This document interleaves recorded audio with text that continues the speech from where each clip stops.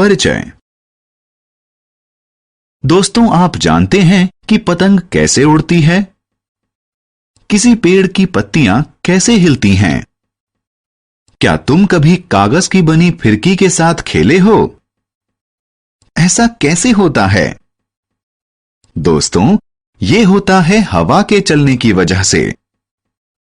हवा हमारे चारों तरफ मौजूद होती है और हम इसे महसूस कर सकते हैं। आओ सीखें। हवा की विशेषताओं की सूची बनाना। हमारे जीवन में हवा और पानी की भूमिका बताना। हवा किसी जगह को भर देती है।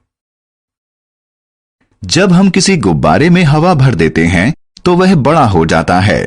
इससे साफ जाहिर होता है कि हवा जगह घेरती है। हवा में भार भी होता है। आप देख सकते हैं कि हवा से भरा गुब्बारा खाली गुब्बारे से ज्यादा वजन वाला होता है। चीजों को जलाने के लिए हवा की जरूरत होती है। कभी कभी हम लकड़ी या कोयला जलाने के लिए हवा फूंकते हैं।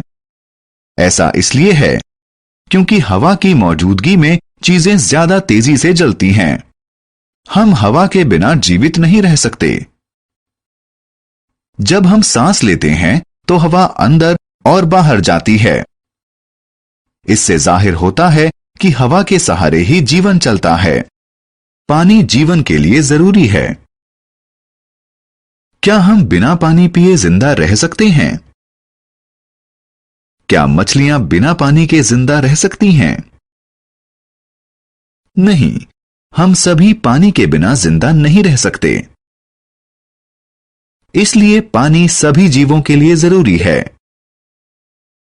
पानी हमें कुओं, तालाबों, झरनों, नदियों, झीलों और समुद्रों में मिलता है। पौधों को पानी चाहिए। सिर्फ जानवरों को ही नहीं, पौधों को भी जिंदा रहने के लिए पानी चाहिए, वरना वे सूख जाते हैं। जानवरों को पानी चाहिए। क्या आप जानते हैं कि जानवरों को भी हमारी तरह प्यास महसूस होती है? बिना पानी के वे भी जिंदा नहीं रह सकते। हमने क्या चर्चा की?